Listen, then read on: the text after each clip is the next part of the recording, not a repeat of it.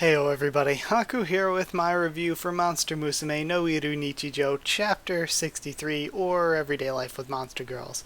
But yeah, Monmusu 63, I'm going to be doing 63, 64, and 65 before I do my reaction to 68, and then I will be doing my reviews for 68, 67, and 66.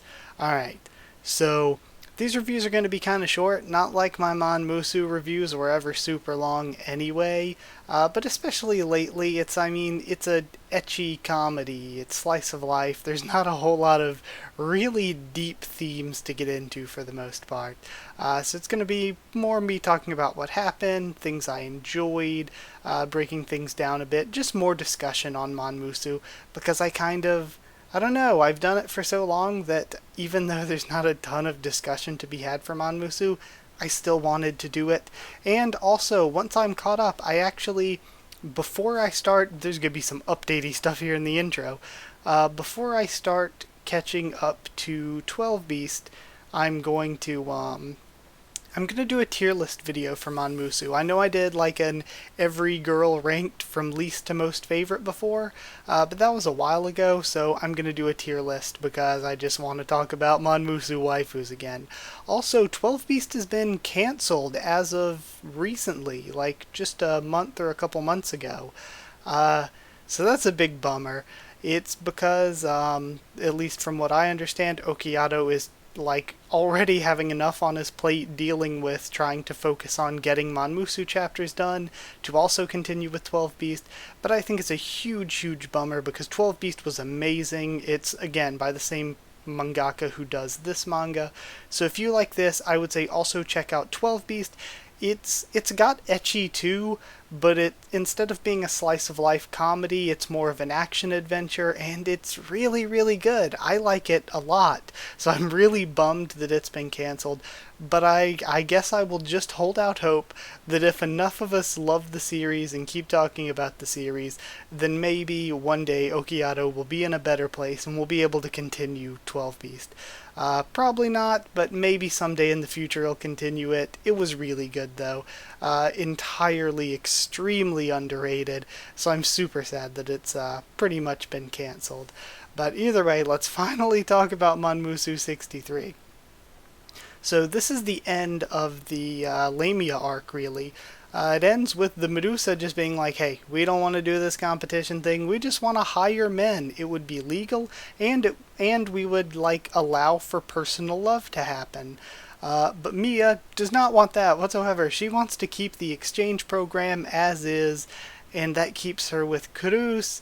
But I just she could always just be like, hey, can I be an exception and just stay with Kurus? And the world of Monmusu seems pretty lax, honestly, so they'd probably be like, yeah, sure, you're already living there anyway. And also, the Medusa's plan really isn't that bad, because like they said, it's not like anybody's gonna be forced to do anything. They'll still allow for personal love to happen. And also, how is that any less of a good idea for them only? Mia wants them to all be able to find their true loves like what she has, but how would that allow for less of that happening than what we saw at the conclusion of just these random guys getting Snek orgied? It doesn't really, I don't know, the Medusa's plan wasn't really that bad. So an orgy battle breaks out, of course, like we've seen a bunch here, and the best part of this chapter is Draco showing up. Draco was hilarious. I loved it. I didn't see it coming. It was so funny. And just give Draco a harem. Just let we've seen, again, I've read the later chapters, so I know that we see Mia's friends again, but you could just have Mia's friends end up with Draco. Just give her a harem. And she's like, have them all three want Draco, but Draco does not want them because Draco only has eyes for Mia. There's a lot of comedy stuff that could be done with them. But yeah, that was so funny. I love Draco's inclusion here, and it makes total sense because it's an arc about Mia and stuff. But that was really funny. So the conflict is averted, and again, kind of a really dumb way, just some guys show up and they're like, oh, let's swarm these guys, and it's like, couldn't we have just done this at any time? How does this, I don't know. I don't know, it doesn't really solve their problems the way that they solve their problems, but whatever. Um, and we also find out that Mia's mom kind of planned this whole thing to, like, help her out, even though Mia really didn't want this kind of help. And then at the very end, we just see Lala with all the Italian stuff, and she is so great. Lala's journey has been probably my favorite part of the Lamia arc, and it wasn't even really involved with the Lamia arc. But yeah, this chapter was pretty good. I would say 6 out of 7. Again, it's nice art, cute characters. There was some funny stuff, especially with Draco. Just a lot of lewd stuff, but you know, it was just all right. Um, I wouldn't say it was bad at all, but I wouldn't say it was particularly great. Manmusu is just in this place where a lot of chapters lately are like are kind of like that. They're not bad, but they're not particularly all that great, aside from the visuals. The visuals are always, like, really, really good. And again, I always talk about how we don't need all that lewd stuff, but still, it is always really well done. So again, I can't knock it for, like, quality in that, like, the art department at all. And though again, I'm not going to have any negative reviews for 63, 64, 65, but they're not as good as 66 and 67. I will say that. So what you're going to see from 63, which you just saw, 64 and 65, I liked them all. They were all good. Different degrees of good. I have some different thoughts on each of them, but I think that 66 and 67 were really good. I really liked both of those, and I'm excited for 68. And who knows what they're going to do for 69.